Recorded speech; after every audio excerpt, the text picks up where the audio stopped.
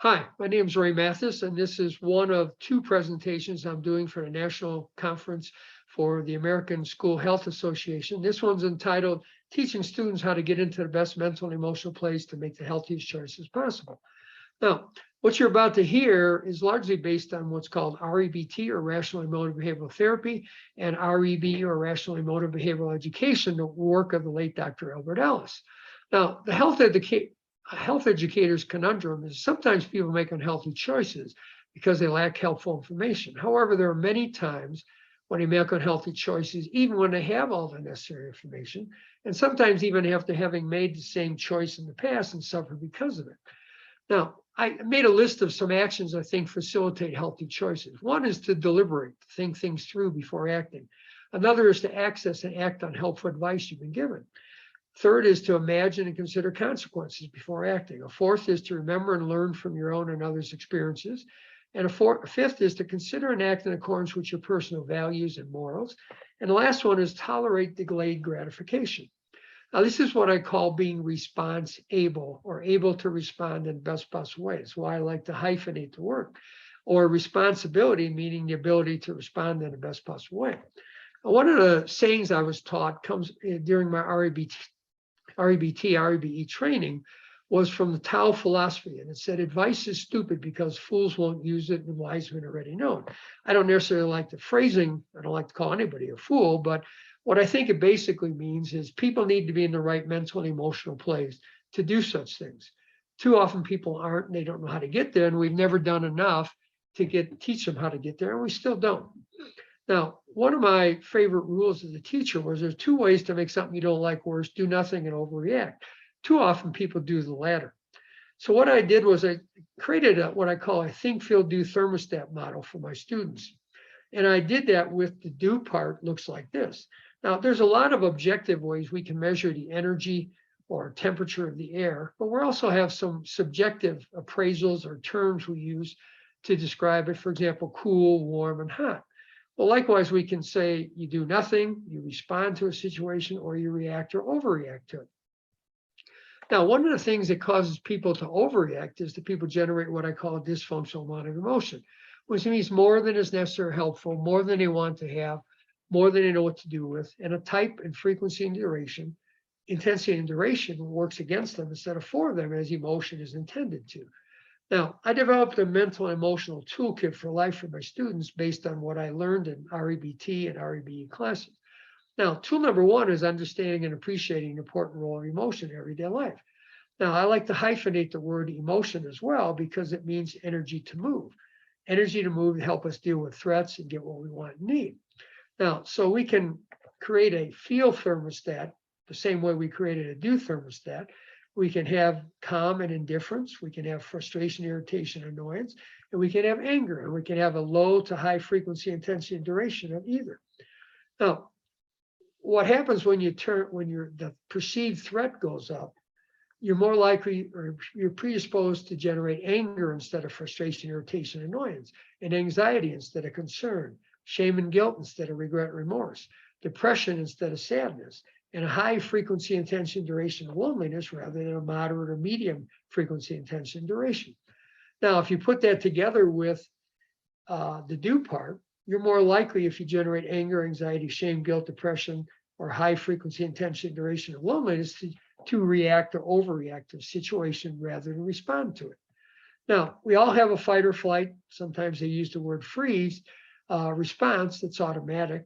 Like so many other things, it's a double-edged sword. It's helped our species survive and thrive and saved lives, but it's also caused much needless conflict, injury, and suffering and death. Now, as you turn your feel thermostat up, you're more likely to plug into fight, flight, or freeze. For example, if anger, anxiety tend to be connected to those. Now, it's hard to think of depression, shame, and guilt or loneliness as energy to move, but they have the same effect on behavior as anger and anxiety. They make people more reactive and less response able.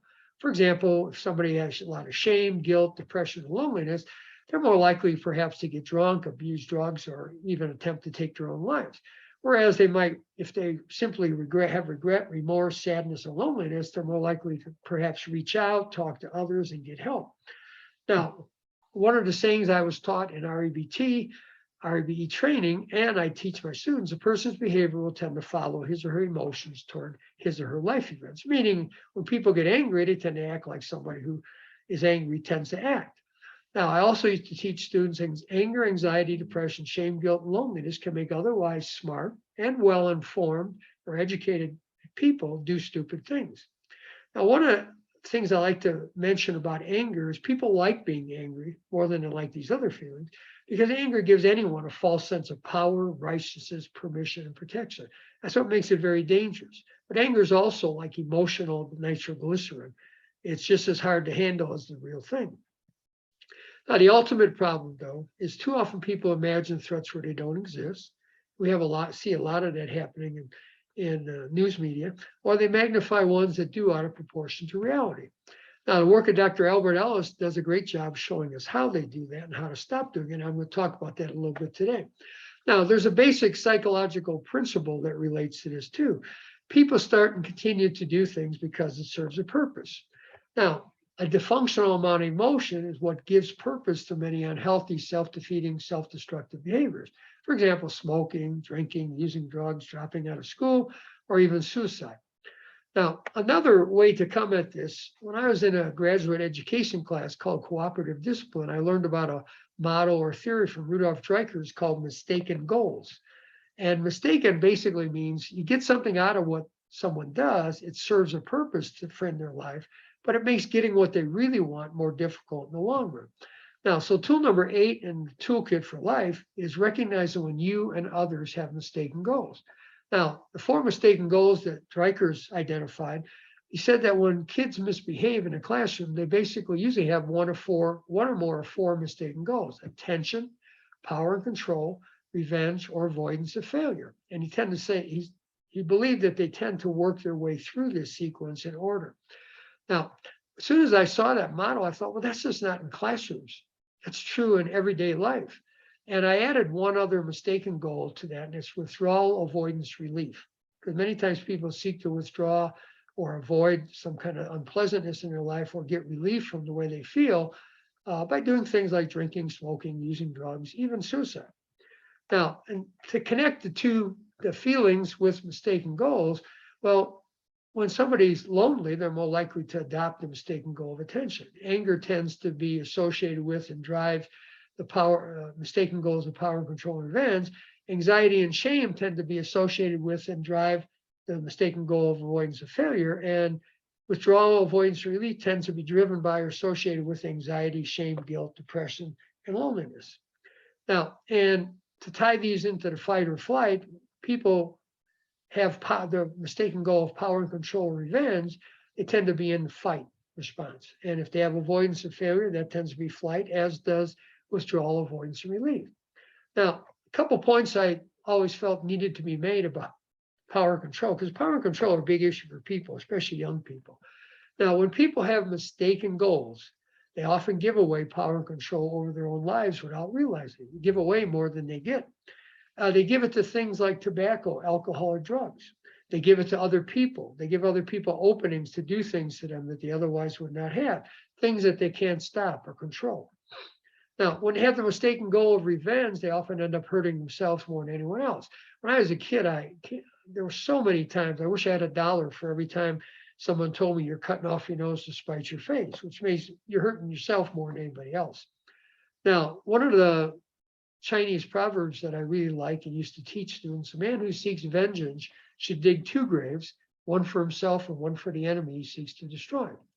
Now, so I believe, based on what I've said so far, our goal should be first and foremost to teach students how to get in the best possible mental and emotional place, which means teaching them how to generate a more functional amount of emotional response to life events to help them become more response able, or able to respond to life in the best possible way, rather than react or overreact, and to free them to do the things that I listed earlier.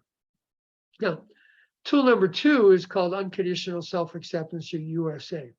And it's usually where we start when we work with somebody. The reason for USA is that it helps defend against shame. Shame comes from when you believe you're not living up to your own or other people's expectations. And there's a lot of that going around. There's a lot more shame out there than people realize, I believe.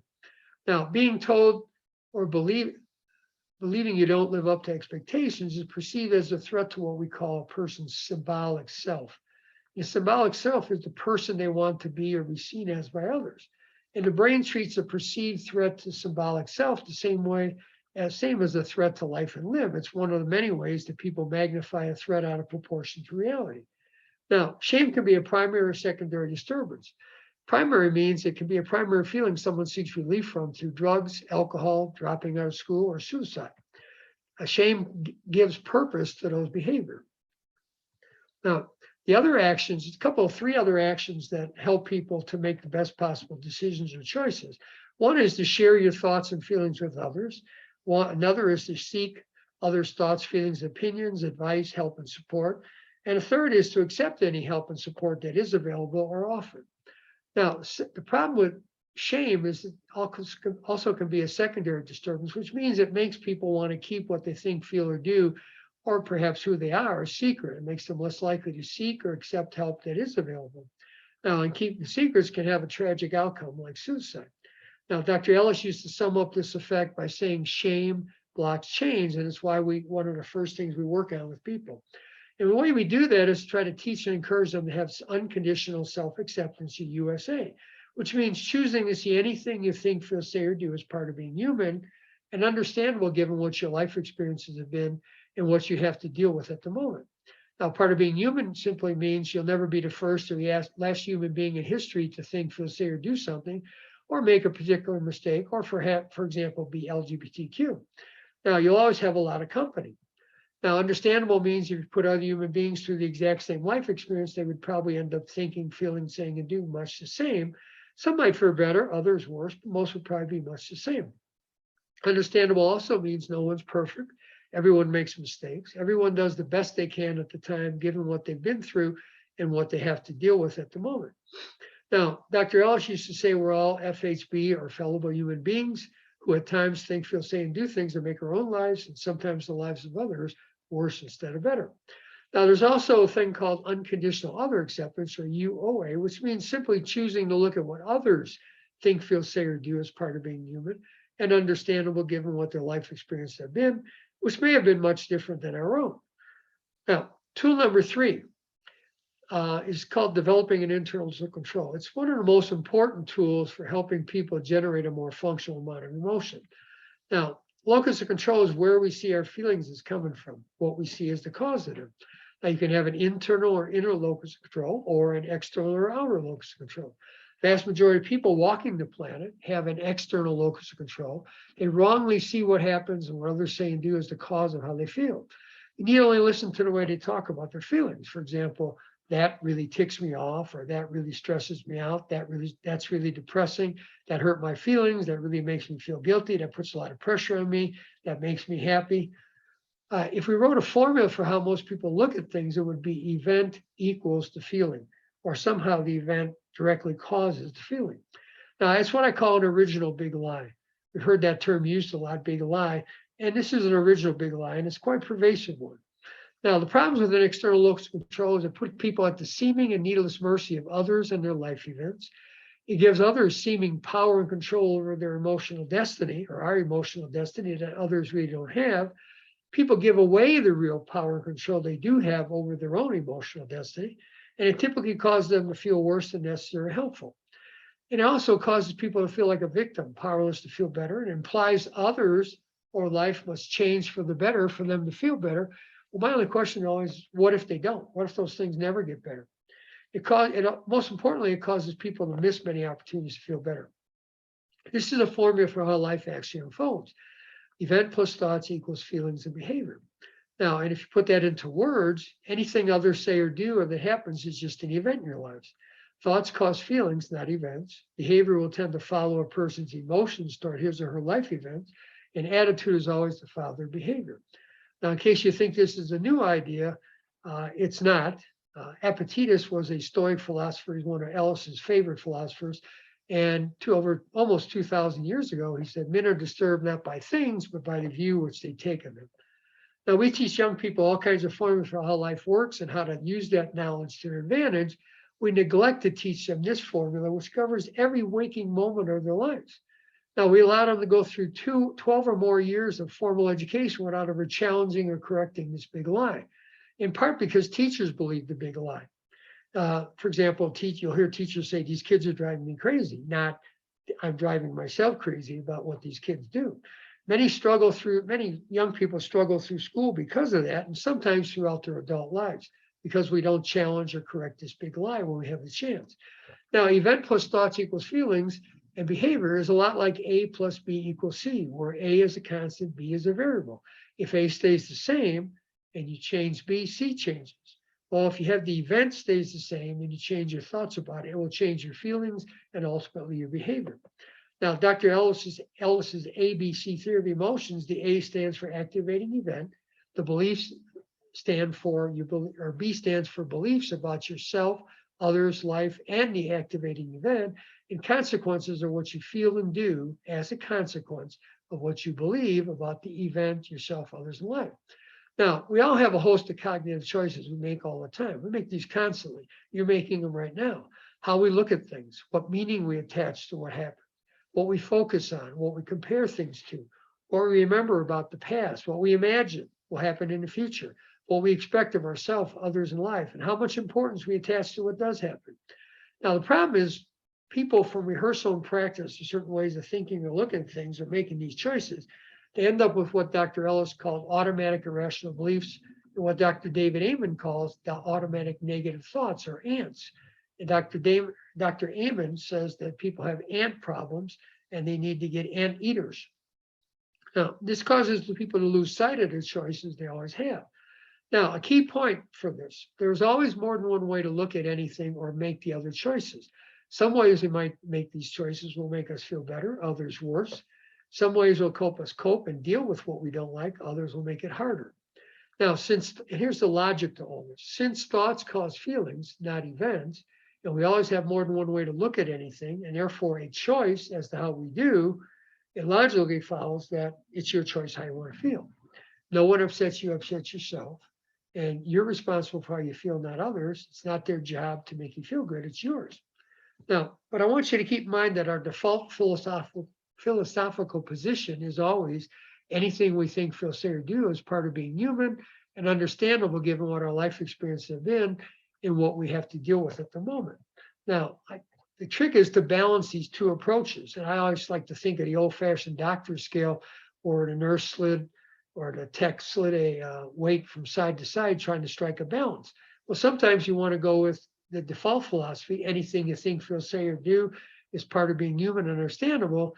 And that's to avoid shame that can block change. But on the other hand, if you want to get better, or feel better, you want to go with it's your choice how you look at things, it's your choice how you want to feel.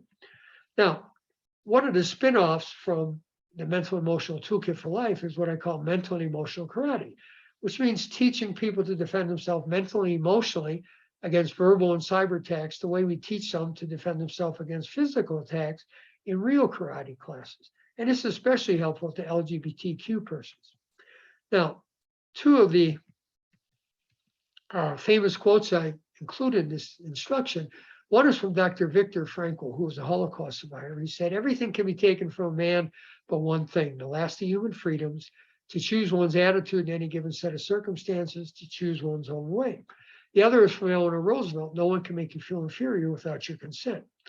Now, what I like to call a black belt in mental and emotional karate would be we get someone to the point where their automatic response to being attacked would be something like this. You can think, feel, say whatever you want to about me. That's your choice. But it's my choice how I look at and feel about myself and what I do or who I am. And you don't get to make those choices for me unless I let you. And I choose not to. Now, Dr. Ellis was big on scientific precision and correctness. A lot of ways we talk about things just really don't reflect the way they really are. For example, pressure doesn't come from outside, it comes from inside us. No one can really technically hurt your feelings. That's kind of a nonsensical thing to say, someone hurt my feelings. No one can make you happy, and you can't make others happy. And you can't make someone love you, want to be with you, or stay with you.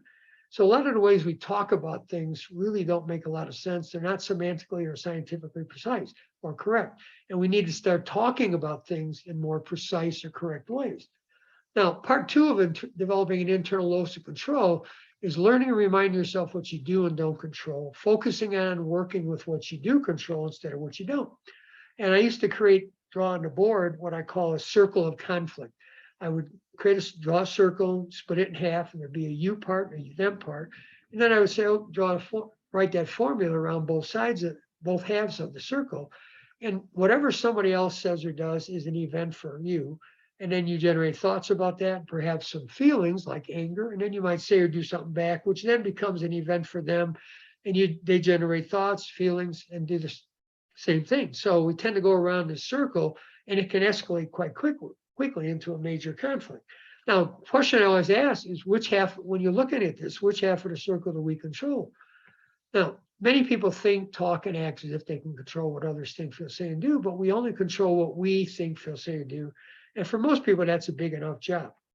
Now, most people spend too much time and energy trying to control things they can, which is what others think, feel, say, and do, and too little time and energy trying to control what they can, which is what they think, feel, say, and do. And it's why what they say and do often doesn't work, and sometimes even makes things worse.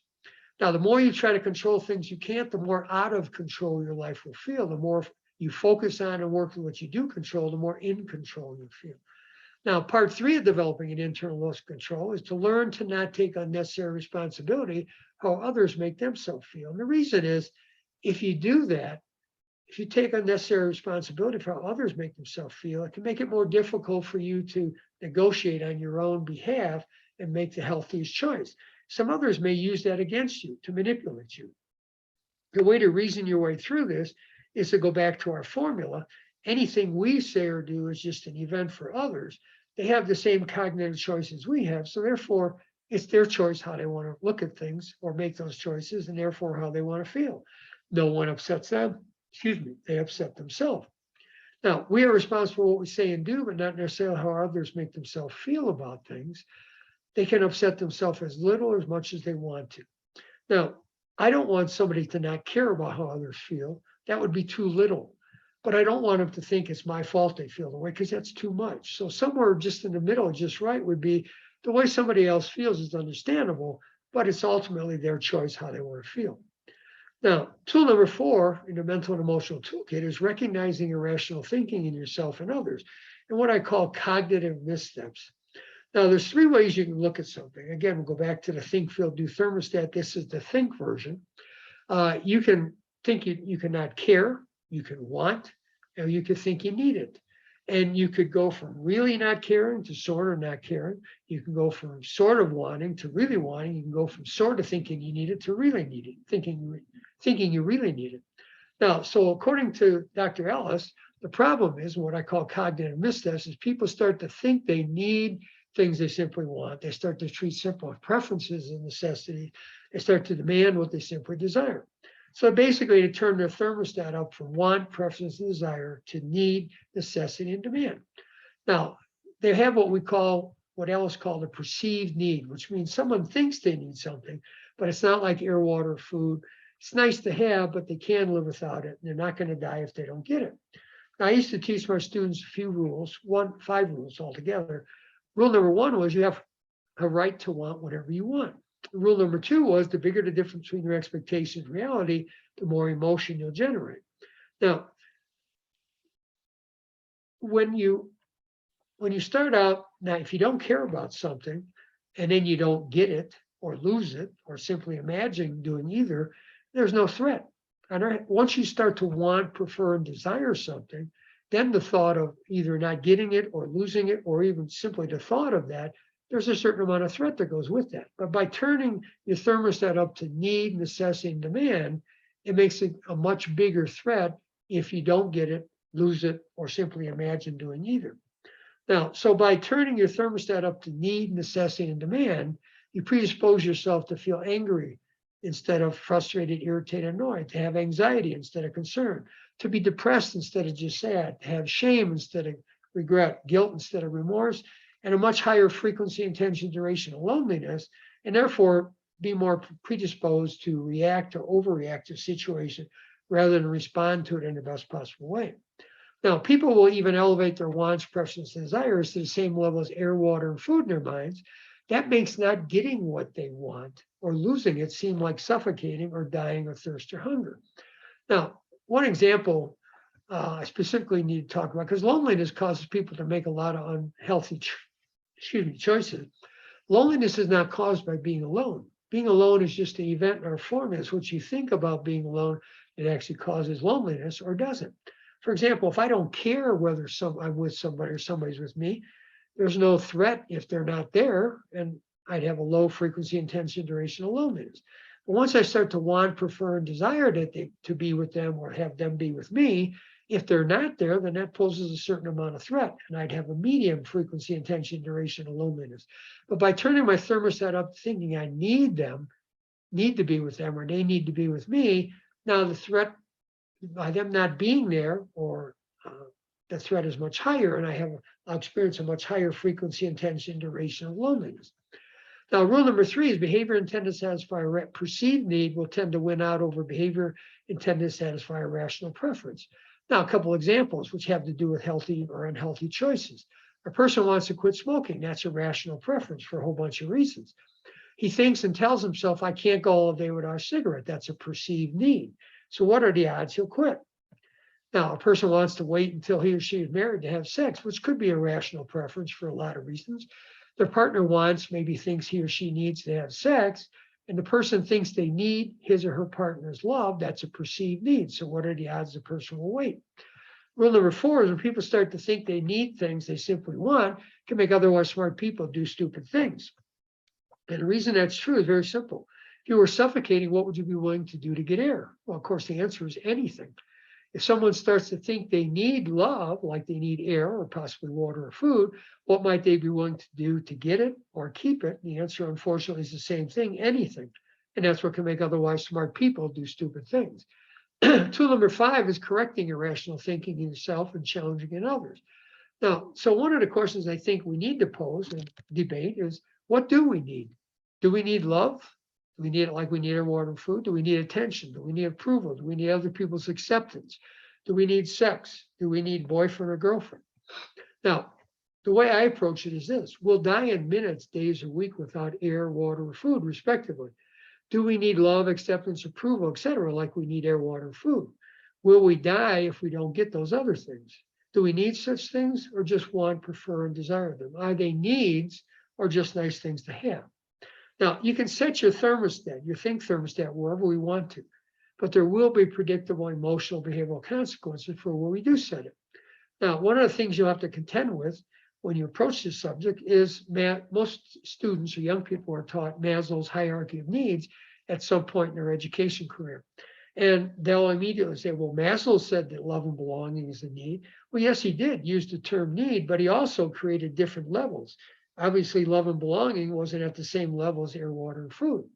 Now, the other thing you have to contend with, there's a lot of popular music out there that talks about things like love. And example might be All You Need Is Love by the Beatles. And people memorize and sing these songs, and it literally brainwashes them when they're looking at things a certain way. Now, when you talk about demands, people will often use verbs like have to, can't, should, and shouldn't, as opposed to want, like, prefer, rather, wish, appreciate. Now, so how do we challenge and question those? Well, if somebody says they have to, for example, they have to do what I tell them to, well, why do they have to? They have to, you just want them to. Be nice if they did, but why do they have to? Or if someone says they can't talk to me like that, well, it'd be nice if they didn't, but why can't they? They can't, or you just don't want them to. Now, a simple model for stress is very often when people are experiencing a lot of stress, if you listen to the way they talk or you are privy to the way they think, they construct a lot of their thoughts and comments with the phrase I have to, or to a lesser extent, I can, as opposed to I want to or don't want to. Now, and they can get into a vicious cycle where they're saying I have to do things before some event and generating a lot of anxiety, and that usually impairs their performance. So afterwards, they have something to be upset about, and they say I should or shouldn't have done something instead of I just wish I had or wish I hadn't, and they'll generate shame and guilt. They can get into this vicious cycle, and things can go downhill rather quickly. Now, so how do we challenge these? Why do you have to? You have to or just want to? I can't. Well, why can't you? You can't or just don't want to. Now, essentially, we're asking, where do you want to set your think thermostat? Okay. Now, I'll talk a little bit about peer pressure, because many times people think young people will make unhealthy choices because of peer pressure. Well, when you use the term peer pressure, it sounds like something that comes from outside a person, like somebody saying and doing something and causing somebody to do something. Pressure doesn't come from outside, it comes from inside someone. It's not a product of what others say and do, it's a product of what a person thinks about others, their love, acceptance, and approval, and what they say and do. Now, pressure is really anxiety. Now, a couple of things I think is important to know about anxiety. Anxiety is really a figment of imagination, which means it's about things that could happen but haven't happened yet and often never do. And there's a formula for anxiety. One is to first you catastrophize, you imagine something bad happening, and then you awfulize. You tell yourself it would be awful, be the worst possible thing that could happen. And that's what causes anxiety. If you said, so what? It's not that big a deal, you wouldn't have anxiety. Now, so what happens is, if I don't care about someone's love, acceptance, or approval, there's no pressure. Okay. But on the other hand, once I start to think, once I start to want, prefer, desire someone's love, acceptance, or approval, then not getting it would be unpleasant, inconvenient, or uncomfortable, and I have some concern, and I would feel some pressure to conform.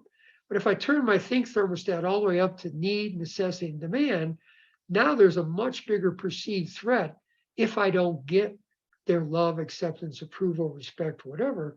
And then I'm more likely to think that would be awful and to feel anxiety or a great amount of pressure. Okay, I just did that. Now, so as you go up from concern to anxiety, the pressure tends to increase, what you would call peer pressure, but it doesn't come from outside, it comes from inside. Now, so what can you do about this? There's a couple of different strategies to deal with anxiety of any kind, including, in this case, what we call peer pressure. One is called staying in the now. That might happen. You basically tell yourself that might happen, but it hasn't happened yet. And if it does, I'll deal with it just like others do, just like I have other things in the past. So if they don't like me anymore, that hasn't happened yet, but if it does happen, I'll deal with it just like others do, just like I have other things in the past. Now, you can also de-awfulize the imagined event with coping statements. For example, it wouldn't be the end of the world. It's happened before. I've survived and I will again. If others can handle it, so can I. What doesn't kill me makes me stronger. Now, you can also turn your think thermostat down from need, necessity to want, preference, and desire. I'd like that. I don't need it. Okay. Now, and to attack the second ingredient for anxiety, you could basically pose the question, would it be awful or just unpleasant or possibly inconvenient or uncomfortable? So where do you want to set your think thermostat? Now, tool number 6 is a step-by-step approach to situations, which is something I borrowed from Dr. Ellis. He had 5-step process. A was activating event, B was beliefs, C was consequences or what you feel and do, and D was disputing, and E is effective coping statements. Now, basically with the first step, activating event, they can be real or imagined. You can basically ask, what happened, or what do you imagine will happen? And the consequences, you just basically ask, how did you make yourself feel? And please note how I phrased that. What, if anything, did you do? And did that make things better or worse? And then we look for the beliefs. We identify the beliefs. And we basically ask, what are or were you thinking? What were you or are you telling yourself? What was or is going through your head? Now, so then once we identify those beliefs, we do what's called disputing, questioning, or challenging, which is tool number 5. Now, and then we come up with some effective coping statements, which would be step 5. Now, I added an F, G, and H to Ellis's 5 steps. F stands for functional unhappiness or a functional amount of emotion. G stands for generate options. And H stands for healthier, happier, and hopeful, which is hopefully the outcome of doing all these steps in order. Now, one of the, Dr. Paul Huck was an REBT therapist from Davenport, Iowa, and he was noted for coming up with some simple paradigms to help people remember what, for example, in this case, what their choices are. And for G equals generate options, he used to say that you have basically 4 options when something happens you don't like. You can problem solve and assert yourself, tolerate with disturbance, get upset about it, but put up with it, tolerate without disturbance, but you also got to remember that you get what you tolerate. Or you could just leave a situation or a relationship or whatever. Now, we can actually create a worksheet to practice and rehearse going through these steps in this process, A, B, C, D, and E. Now, tool number 9 was a simple, non-judgmental way to evaluate thoughts, feelings, and actions. And we call these functional disputes. Okay. And it's basically 4 questions. Question 1 is, what do you really want? How do you want to, another version of that would be, how do you want to feel? What do you want your life to be like? Now, question number 2 is, how's it working for you? How's it working for you to think, feel, say, or do what you do now? Does thinking, feelings, or behaving the way you do help you get what you really want? Or does it make it harder? And question 3 is, if you keep thinking, feeling, saying, and doing what you do now, will it be easier or harder to get what you really want in the future? Now, the 4th question is, if someone else thinks, feels, says, and does that, what they do, are you likely to get what you really want from them or with them? Are you likely to feel the way you'd like to feel? Are you likely to have the kind of life you really want? Now, the answers to such questions usually are pretty obvious to people. The questions just need to be asked. And it all depends on how someone answers the first question. Now, tool number 10, I think, is important. Tool number 10 is why change is hard and what it takes to make changes in the way we think, feel, or behave. And remember the health educator's conundrum. There are times that people make unhealthy choices because they lack information. However, there's many times when they make unhealthy choices, even when they have all the necessary information. And more importantly, sometimes even after having made the same choice in the past and suffered because of it. So why does that happen? Well, people aren't as free as they think they are or would like to be to make the healthiest choices possible. And the reason is brain physiology. Now, many years ago, we had an institute at our school, and we had a neuroscientist come in. And I always remember she talked about ruts in the brain. And she said, when we practice, rehearse thoughts, feelings, behaviors, we create ruts in the brain. It can happen from just listening or seeing and hearing things as well. Now, and these ruts in your brain are just like real ruts in dirt roads. And many kids have done off-roading, biking or riding, driving. So they're familiar with how ruts work. They're easy to slip into, hard to stay out of, and hard to get out of once you slip into them. Now, ruts make thoughts, my dog behind me. Ruts make thoughts, feelings, and behaviors automatic. And they can go lay down. Jeez. They can make simple opinions about ourselves, others in life, or anything else feel like facts, givens, or truths. Now, it can make simple imaginations seem like reality. Now, and that's why we get automatic irrational beliefs from sheer repetition and rehearsal and creating ruts in the brain, and why we get automatic negative thoughts or ants. And that's also why people lose sight of choices they always have. Now, ruts are a double-edged sword. By that, I mean they can be helpful or unhelpful things to have. It depends on what the thoughts, feelings, behaviors they lead to. Now, ruts are why people recreate their past many times. And ruts are also why people's history can become their destiny. And that can be a good or bad thing as well. Depends on what your history or past has been. Now, the key point here, though, once we create ruts, we can't get rid of them. Can only make new ones and hope they can compete for use with our old ones. Kind of like a city building new roads for people to take. They never get rid of the old ones, but a lot of places out here in Grand Junction in Colorado, there's a lot of old roads. They never go away, but they create new roads that you can take instead. And we do that we create new ruts by practicing and rehearsing new ways of thinking, feeling, behaving. Now, here's the key point though. People can and often will slip into old ruts. Slipping into old ruts is part of being human. And accepting that is part of having USA or UOA. Now, what to do if you slip into old ruts? Well, it's like you have a new way to go to work. City builds a new road, and it makes it easier for you to get to work. And one day you mindlessly take the old way. Well, you got 2 choices. One, you could just keep going and commit to taking the new way next time. Or what would probably be better in terms of your thoughts, feelings, and actions is you go back where you made a wrong turn and take your new way immediately. Now, that concludes my presentation on teaching students to get in the best possible mental and emotional place to make the healthiest choices possible. I do have some Facebook pages I want to offer to you. One is called Mental Health Education for Mesa County and Beyond. The other one is It's Your Choice How I Want to Feel, Mental Health Education for America. Now, my email, if you have any questions, is naturesmasterpieces@yahoo.com. My cell phone number is 815-353-5312. Now, I have a book out there. I'm not trying to sell books because I make this available to teachers and students at the cost of printing, which is currently $3.15. I wrote the book mainly to get down before I get too old and start forgetting it, all the things I used to teach my students and say to my student. So I've done what they call memorialized it into a book, and I make that available to teaching students at the cost of printing. I don't charge any, I don't profit in any way from it. I also I also am a mental health educator for the Chicago Institute for Rational Emotive Behavioral Therapy, which is a 501(c), which means a nonprofit, and I speak and present for free to schools, teachers, and even conferences. So that concludes my presentation for today, and I appreciate you listening. I hope you learned something. If you have any questions, please contact me. Thank you very much. Stop.